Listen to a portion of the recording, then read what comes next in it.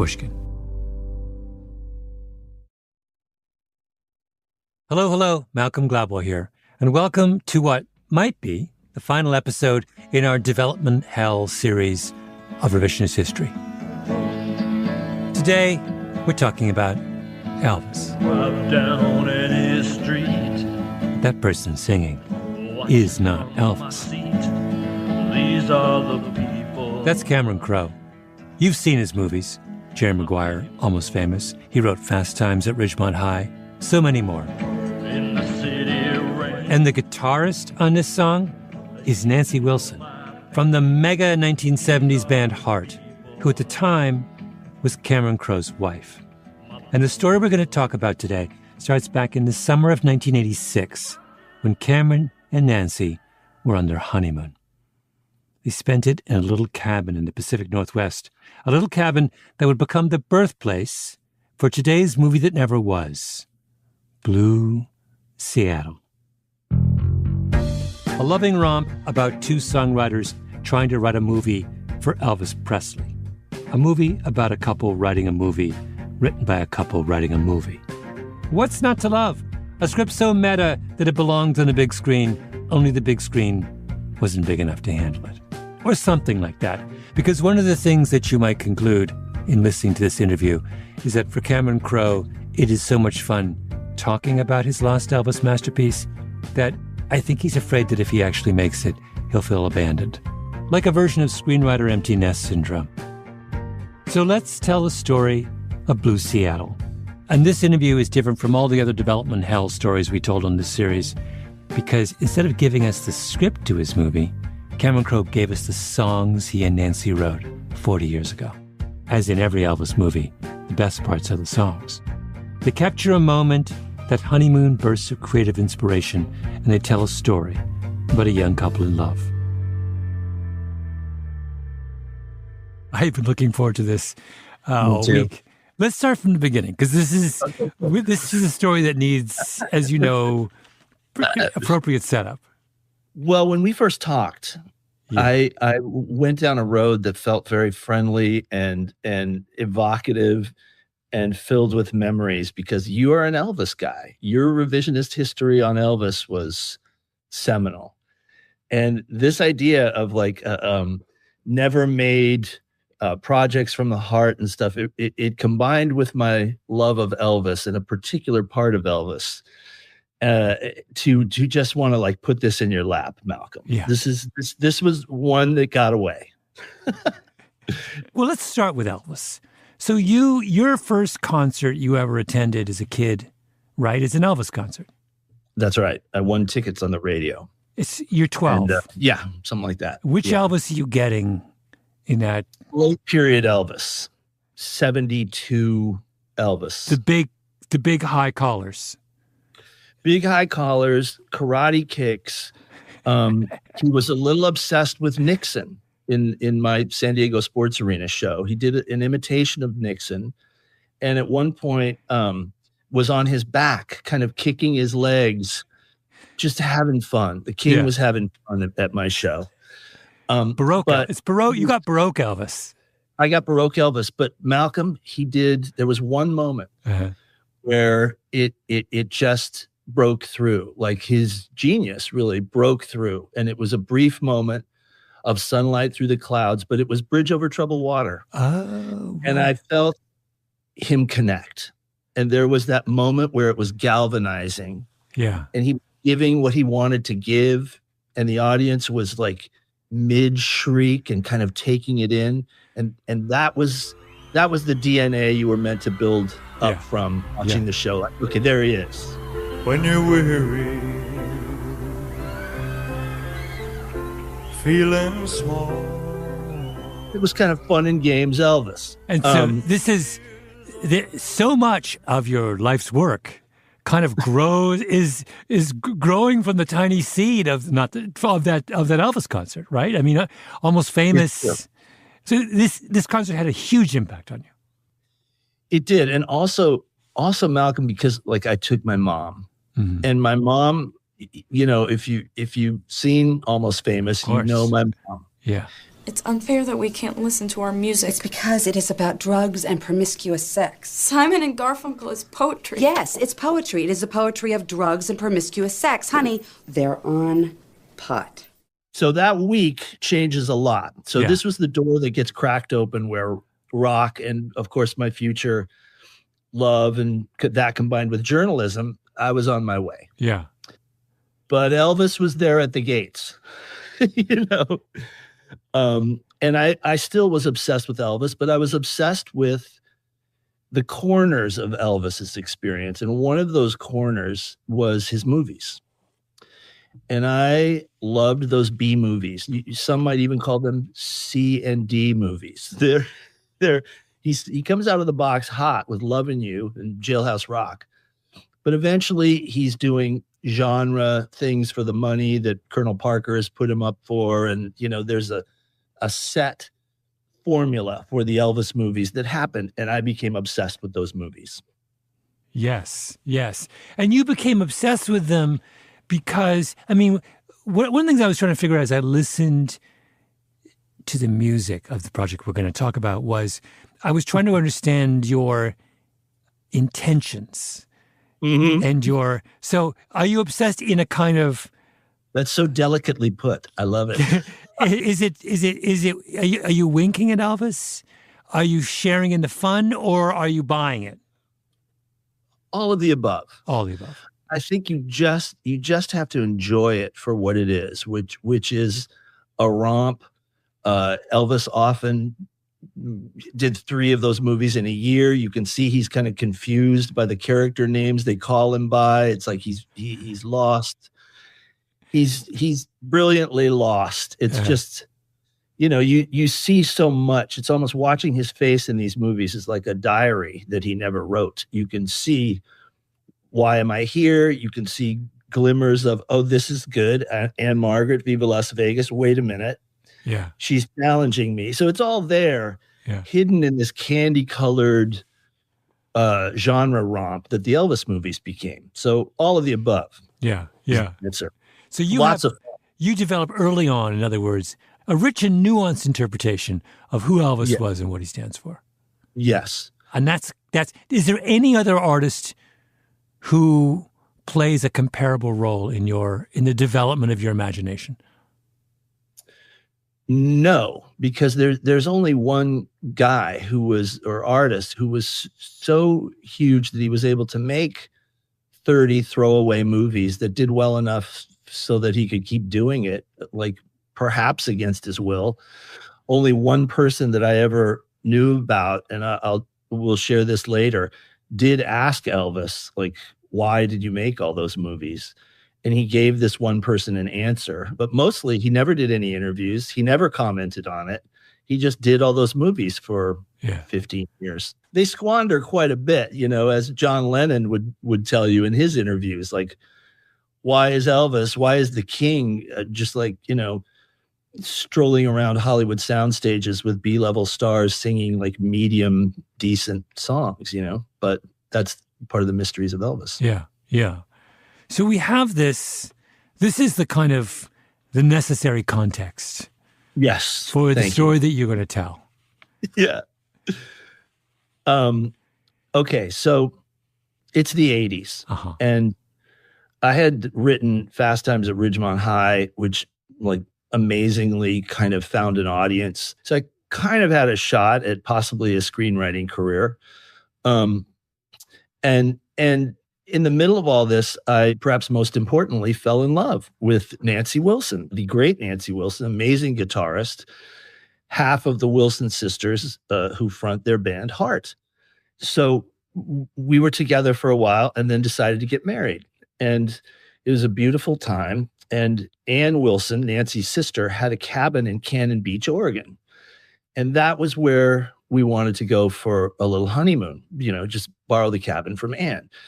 Now, this you must know as a setup is Ann and Nancy Wilson, to this day, they're like the Everly Sisters. They sing together and it's like, there's no thought that goes into it. They have the sibling voices that blend so beautifully. They're musical twins in a way. Anne sings, Nancy sings a little bit, but mostly plays this elegant, beautiful guitar. They're a serious duo. So 10 days into our honeymoon, which was how long we wanted to spend at Anne's cabin, we decided we want to spend 2 weeks. We want to spend a little bit longer. But Anne wants to come to her cabin. So Ann Wilson shows up on our honeymoon, which is an interesting thing for a small cabin. It's like a sitcom in a way. Here you have the two sisters with you on your honeymoon with one of them. And what are you going to do in this small environment in a coastal town in Oregon where not much is going on? Well, we're going to do a musical project that will involve all three of us. Whose idea was this? Mine. It's yours. Because I love watching them sing together. And Nancy would later score my movies and stuff. And so we worked really well together. And Anne's a lot of fun. Now, all of this being said, I was working loosely on a book I wanted to do about Elvis movies. So that was on my mind. And like any idea that you believe is good, it's built on the things you love. And Elvis was one. Playing music with my wife was another. And SCTV and Martin Short was a third element. I loved Martin Short. That great comedy show, SCTV. I remember. I'm Canadian. So here comes this idea for a kind of, and this is the cousin of what you're doing, Malcolm. It's like lost masterpieces. What's something that like a movie that almost got made and it's built on the burning fever inside your gut that this is the idea of all time. So I started building this idea of the great Elvis movie that never got made. And what's the story behind it? And I decided that it was like, you had Goffin and King, who were like a great couple songwriting. They're legends. They'd written all these great songs. The Beatles did some of them. I thought, like, what about a much lesser Goffin and King? Like, what about a couple who's a songwriting team that haven't gotten in the door? And it's Parnell and Zix was their name. Mm-hmm. Linda Parnell and Louis Zix. And Louis Zix, of these two songwriters, is obsessed with writing. He hears Elvis may do one more movie. And he's going to write with his songwriting partner wife. They're going to write this song cycle for the 10 songs of an Elvis movie that they're going to pitch and make. And this is the beginning of Blue Seattle, which is their song cycle, Malcolm, that they're going to try and sell to Elvis himself. And so here on our honeymoon, I began to write these Elvis songs that were fleshed out with Ann and Nancy Wilson of heart. And unironically, really, mostly, we were going to do these songs that captured all the elements of the Elvis movie formula. Now, before we get into the songs themselves, which I have to say are genius, I want you to define, you said, all the elements of the Elvis movie formula. Yeah. Break it down for me before we start. What are the elements, the crucial elements? Okay. The Elvis elements are this. So first of all, he has to have a name that sounds like a fist. You know, nothing too complex, just kind of like Deke Rivers was one. Buck Thomas, you know, so like we thought you start with a name that's like, you know, Mike Davis, something like that. And Elvis must always have workplace pride. He needs to do a couple different things in an Elvis movie of this era. But like they're often a strange combination of things. Like he can be a veterinarian who's also a race car driver, who also works at a county fair somehow. What a way to earn a living. You know, a little kid should appear at some point looking for some kind of mentorship, which he provides usually in the form of a song. He had confidence, a little thing called Dancing girls must appear. Would you mind telling me where I am? In the Garden of Paradise, noble master. So like that gets worked in. A fight, at least one fight. Baby, we just stay good time. And a thoughtful moment over a pet. Come on, Albert. Don't be a fink. A good Elvis. Because, of course, Elvis. Yeah. I mean, a dog. His love of dog. I mean, what was the seminal dog in Elvis's life? I've now forgotten. The one, that song he used to sing over and over and over again as a teen was a song about a dead dog. Shep. Yes. Wasn't it? I think it's Shep. Yeah. These are the kind of stations of the Elvis cross that you've... The stations of the cross. Yeah. You can't say it any better. There's a lot going on in these movies. And he lined them up, man. He lined them up and did them. But then ultimately we end up at a place where Elvis's nobility is protected. He either gets the girl or he doesn't get the girl. And there's a rave up song that sends you out feeling good. Yeah. Yeah. And that's the Elvis movie. Have you watched all the Elvis movies? Yeah, definitely. And as long as you have these elements, you're in the ball game. Yeah. And of course, the songs are written outside of Elvis's experience, and usually they come to him at some point and they play him the songs. And legendarily, he's like, "No, okay, do something with that. Okay, no, okay, now I'm tired." And they bring him more songs another day. And these are songs that the songwriters have like killed themselves over because they know they're going to have a session with Elvis. Yeah, yeah. And this was the songwriting couple in the story, my fictional story, Blue Seattle. Like, their dream is that they will one day be able to play these songs for Elvis and pitch this movie. Are we going to hear some of those songs, dear listener? Oh, yes, we are. After a quick break, Cameron Crowe is going to play us some of the music from Blue Seattle.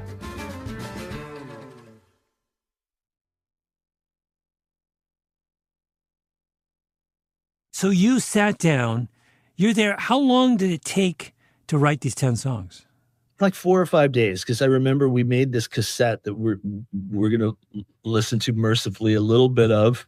Yes. Maybe not a lot, but I remember we listened to it on our way back from the honeymoon, and we were like, this is really pretty good.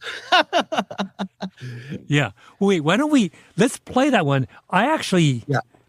I think you're being far too modest. I have another one I want to recommend, but we'll get to that one. Just play, just to get us in the mood. Let's listen to your favorite of the 10 songs you wrote. Great. It's going to be My People. My People. Let's listen to My People. Let me set it up. We wanted to bring Elvis this movie in the late 60s, because this is kind of the period where Elvis has started to develop a little bit of a social conscience. So the idea is Elvis plays a cab driver in this who is a man kind of the people. And so like the idea of Elvis roaming the streets in Seattle and like Pike Place and all that stuff, we loved it. And so there is a moment where he realizes he must return to the relevance of the street where he was once this cab driver. And he leaves this relationship that has kind of belittled him in some ways. And so he's like going back to his roots, and he's singing this song from behind the wheel of his cab, My People. And it's always good. I'll just add this. It's always good when you have a little bit of a Spanish kind of castanet feel, you know? Drive down any street, watching from my seat. These are the people, my people. In the city rain, they seem to know my pain. These are the people, my people. I'm just an empty house, haunted by an image in my rearview mirror. Excuse me if I cry, I must forsake my pride. For the people. For the people. For the people. My people. Got a little Berthiera moment in there. And now another one.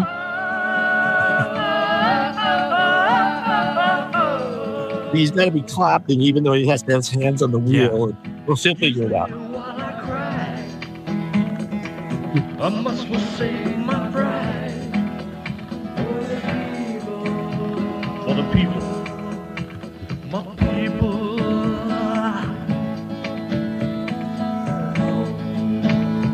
Now, you can actually, it's funny, that's like totally believable as an Elvis song.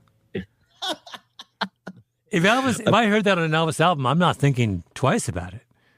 I've come such a long way to hear you say that. No, I mean, I'm not blowing smoke here. No, I felt that too at the time. Like, you almost sell that to Elvis. Yeah. For one of those movies. Yeah. Yeah. Who's playing guitar on that? Nancy and Ann are both playing guitar and singing, and I'm like attempting to do an Elvis voice. Yeah. It's not bad. I'm the weak link for sure. It's not bad. That weak link. Your range. But they're fantastic. They can play anything at the drop of a hat, and their harmonies are so cool. But wait, let's start from the beginning. So Blue Seattle is the first song, sets the tone here. And what are we doing? What are we trying to do narratively with Blue Seattle? Usher you into an Elvis world of time and place and character. Yeah. Where fun will perhaps abound. Yeah. Let's play a little, just the first half of it, and then just to get a kind of feel, we get in the mood. Let's hear a little bit of it.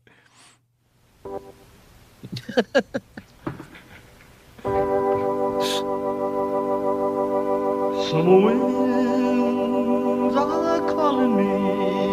Weather is always important. To the place that I love.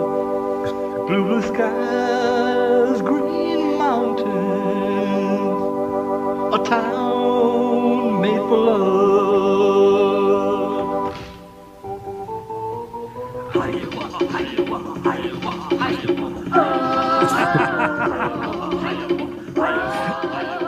Just the native influence wafting through.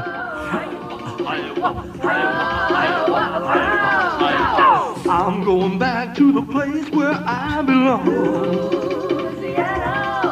A pretty little city where man just can't go wrong. The seafood is fresh, the steaks are rare. Steaks are rare. Yeah. I thought the opening, this should be the theme for Seattle. First of all, Blue Seattle. Seattle needs to call itself blue because everyone thinks they're gray Seattle. So as a marketing campaign to remind us that the skies are blue and the mountains are green is like, and secondly, just those openings, this place, the town made for love. I mean, come on. Why is the city not make this, just those three opening lines? That should be the official tagline for Seattle. Am I wrong? Everything takes its time. I'm realizing to come to this crossroads with you is really meaningful. So plus it happened at the World's Fair in Seattle. So this is like a reunion. Yeah. With an Elvis city that's like undervalued as an Elvis city. But wait, yes, Elvis plays Seattle during the expo? He makes a movie. It happened at the World's Fair. I forget who the co-star is, but like the Space Needle is on the poster for it. It's my goodness. Fantastic. Oh wow, a little kind of a little phallic imagery to add to the totally. Then we come to Pay the Fare. Yeah. And as you said earlier, in the kind of like in the Elvis movie taxonomy that you created, he needs to have multiple jobs, but one of them has to be a kind of keeping it real. That's right. And so the keep it real job we have here is we understand that he's a cab driver. He's a cab driver. Looking for love. Of course. Yeah. Let's do a minute of Pay the Fare. I'll see the little girl. I'll stand right over there. Maybe 40 seconds. 40 seconds. She's a one to stare. She's a one, she's a one, she's a one, she's the one. She's gonna pay the fare.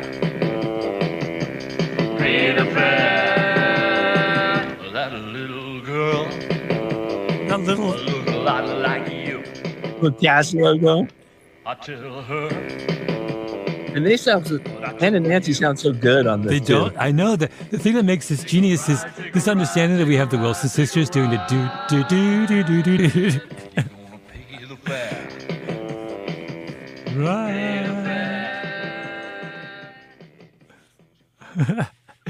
Cameron, when you're doing this project, are they are they as into it as you are? I mean, we're bored. Yeah. But B, it's a great question. There was mist. There's like waves crashing below these little cliffs where we're staying. And in the middle of this, we're just like howling through these Elvis songs. It was an amazing honeymoon. Is there a lot of weed involved or not? Not really. Yeah. Not really. I think a lot of beers. I think we were just like lining up beers doing some of this stuff. Yeah. Yeah. I think we would have lost our hard Elvis edge if we'd gone to the weed too much. That would be the later Elvis movie. Yes, that's right. That's right. So Hiccups is the one. There's usually a novelty song that's completely embarrassing. That's what Hiccup is doing. Yeah, where Elvis is asked to do something that's really kind of beneath him.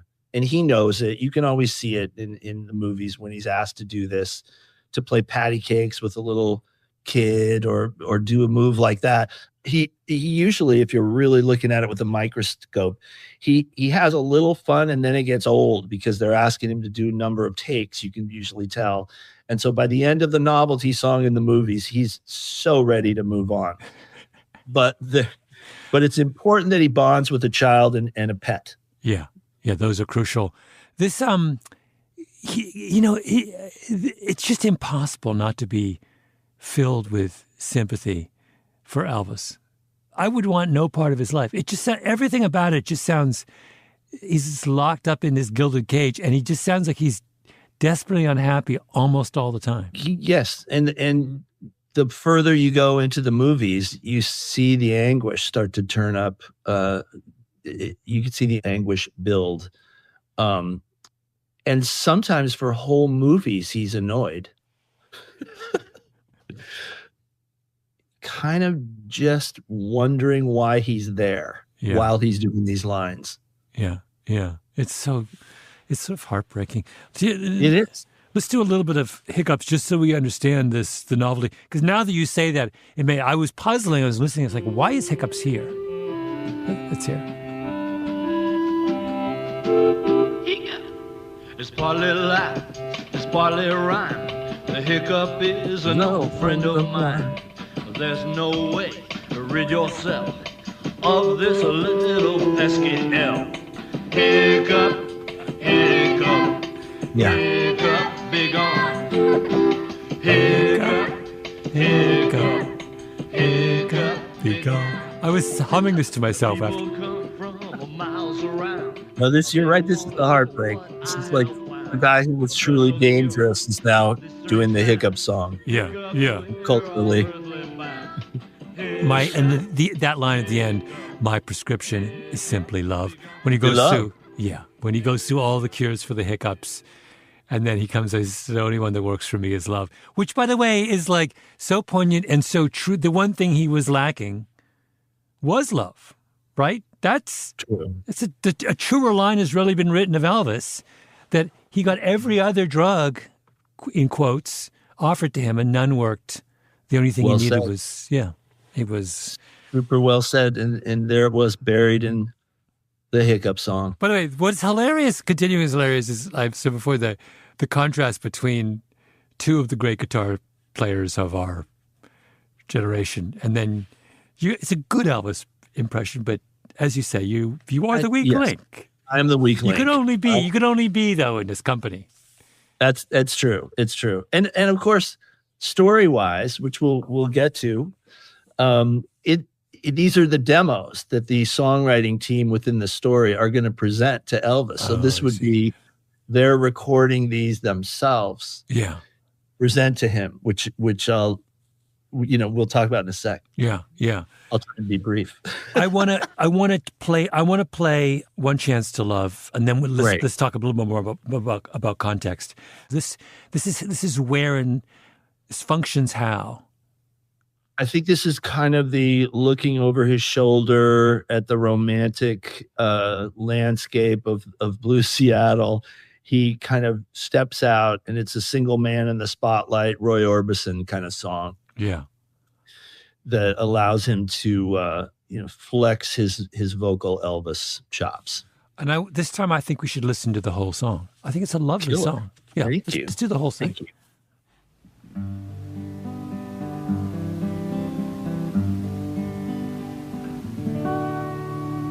Darling, I've known you forever, and yet I've loved you never. Oh, there's many greedy men with hands in gloves, but I just want one chance to love, one glimpsing sun. I want you to know I am giving it everything. Your precious love. I don't have a lot to give, but I'm giving it all here. I call it mine.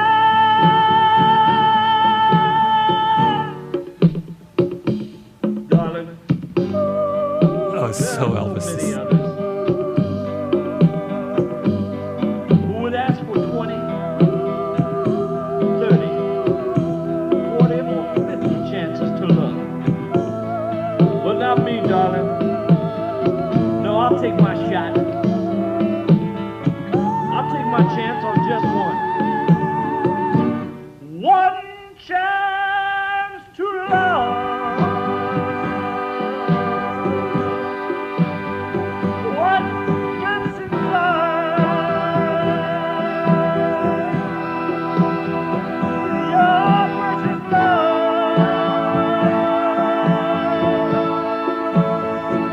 I call it mine. One chance to love. There's only one chance. There's not two. There's only one. One glimpse in love. I just think it's great. I just love this one. We're building this album. Yeah. I call it mine. One chance to. One chance to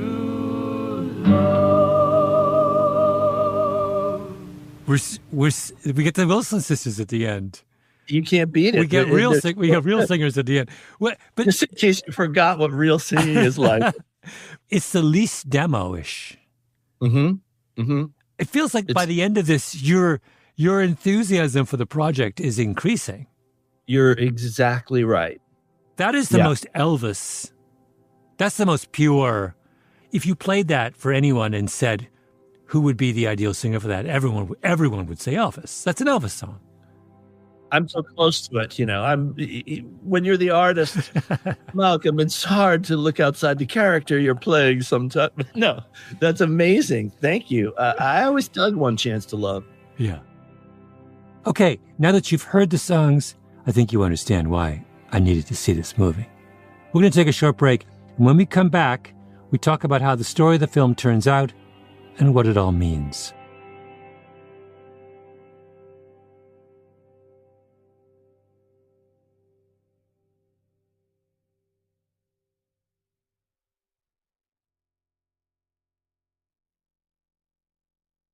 So we've got our 10 songs, and now this is the core of a narrative. You want to do you want to do this kind of tongue-in-cheek Elvis movie? Yes, pretending or tell the story of how it almost happened, or could have happened. That idea is what kind of landed for this. So to go back to the screenplay, did you actually write a screenplay around those songs? I did. So how does it begin with those two characters dreaming about writing an Elvis movie? Yeah, and enjoying one of the movies and trying to be productive in their own little songwriting career. And I got the feeling, story-wise, that Elvis had done the comeback special, and just maybe he had two more movies that he did after that. I think he did. I could be wrong. I think he did. He did a movie called, let me see, Chautauqua was the name of it, and it was kind of like a sought-after property. Mm-hmm. And he does this movie Chautauqua, but by the time it comes out, they've changed the name to The Trouble with Girls and How to Get Into It. So dashed again are his dying embers of an acting career. And then he goes into the last one, which is Change of Habit, which he does with Mary Tyler Moore. And of course, he plays a doctor. Wait, Elvis did a movie with Mary Tyler Moore? The last one. It's the last one. So I got the idea that our little songwriting duo gets a shot. That's the dream, to get the shot with Elvis. Yeah. They're ushered in, and they have a moment in his trailer where he's in his doctor uniform. There's a guitar in his trailer. He's on a break doing, Change of Habit. And he ushers them in. And they're kind of nervous.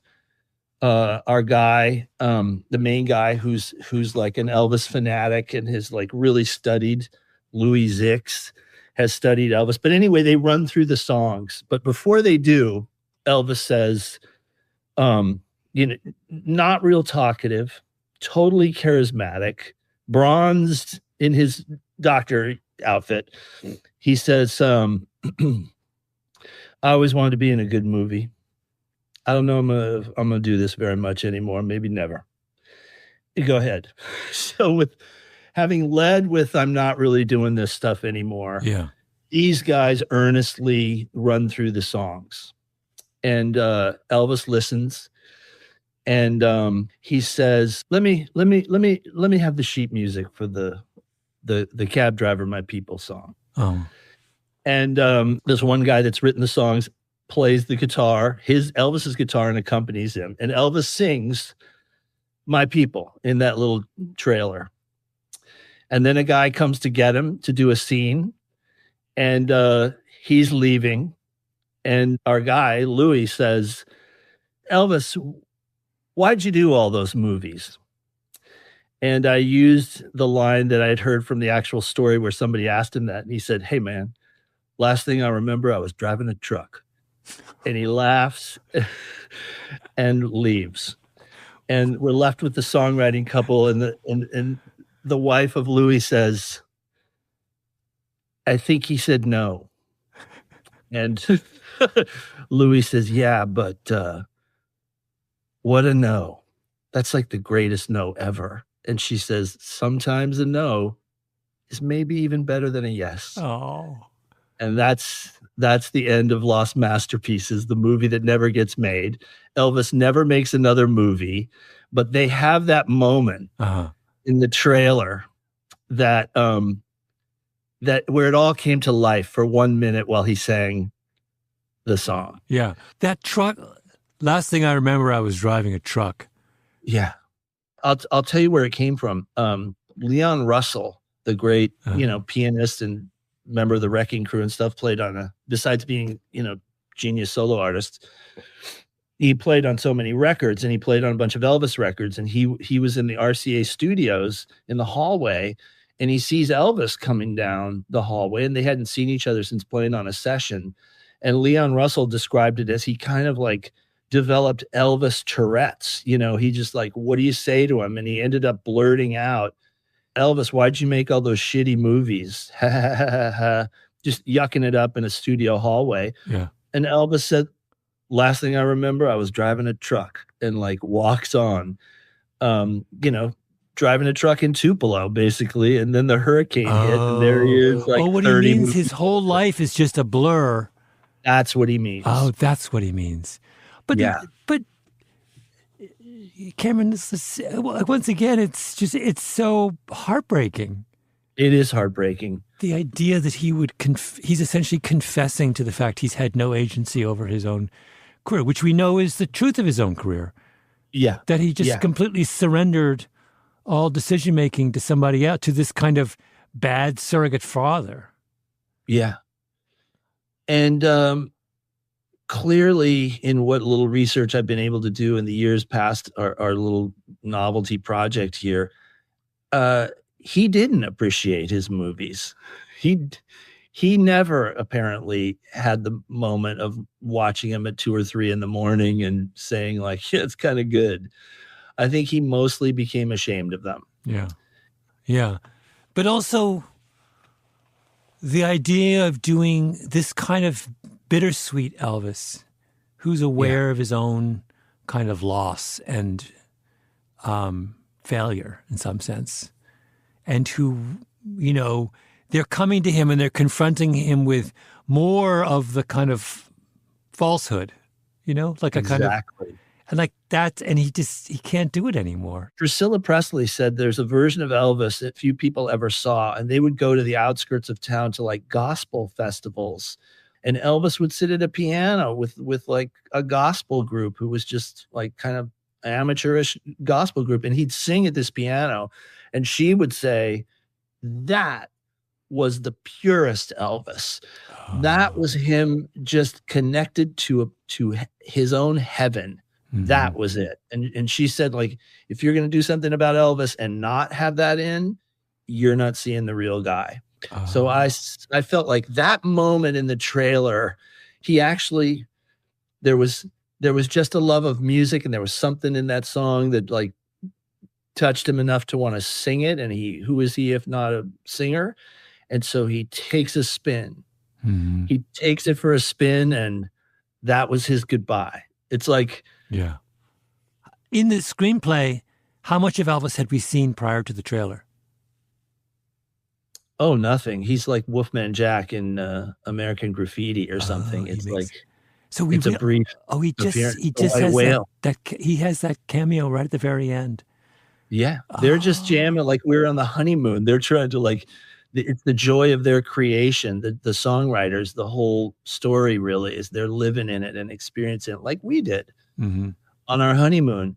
But I think that line is cool because maybe his partner realizes that the act of actually doing it and pulling Elvis back into a place that he was obviously leaving, and like, how will the songs really turn out? And are they out of step with the times? Like, these are all challenges that they don't have to face.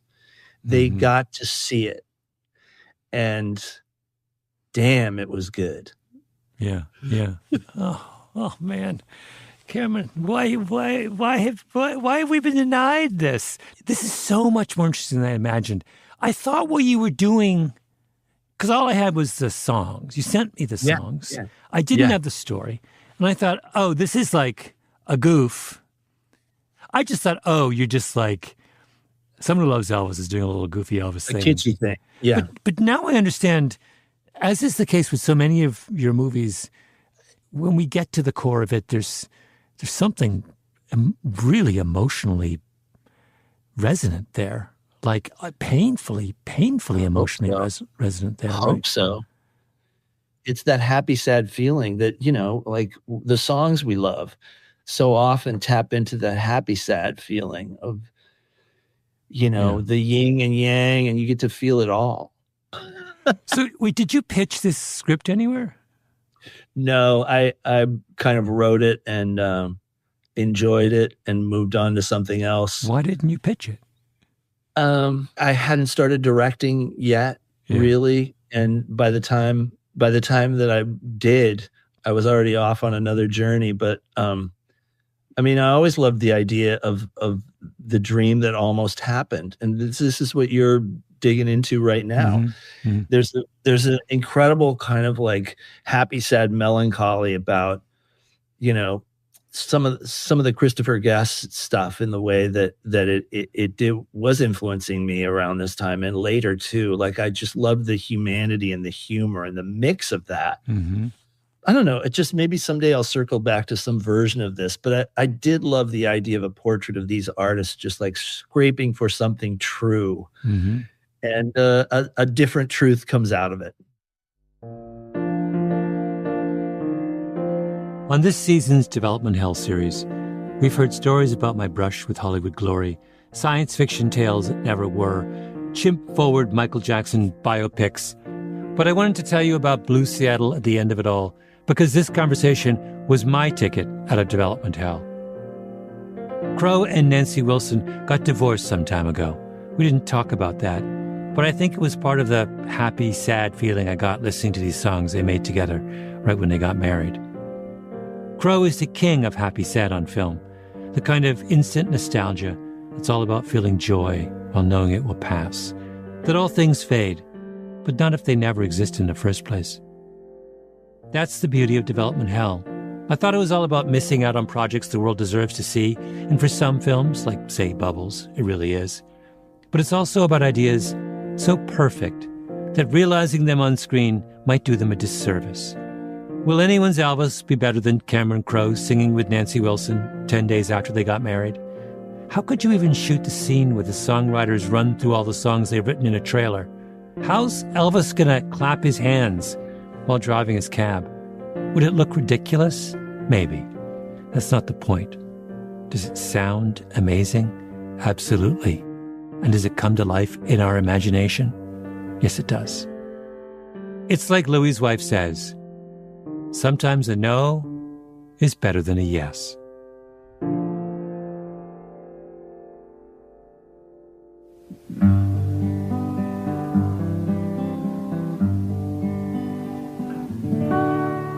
This episode of Revisionist History was produced by Nina Bird-Lawrence and Ben Nadaf Hafri with Tully Emlin. Editing by Sarah Nix. Original scoring by Luis Guerra. Engineering by Echo Mountain. Our executive producer is Jacob Smith. Thanks to the Pushkin crew, Greta Cohn, Christina Sullivan, Sarah Nix, Nicole Upton-Bosch, Eric Sandler, Sarah Bruguiere, and Carrie Brody. An extra special thanks, of course, to Cameron Crowe. I'm Malcolm Gladwell. One chance to love. One glance inside. Your precious love.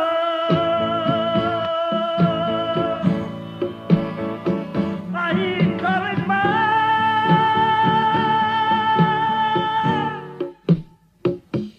Darling. There are so many others who would ask for 20, 30, 40, or 50 chances to love. But not me, darling. No, I'll take my shot. I'll take my chance on just one. One chance to love. One chance.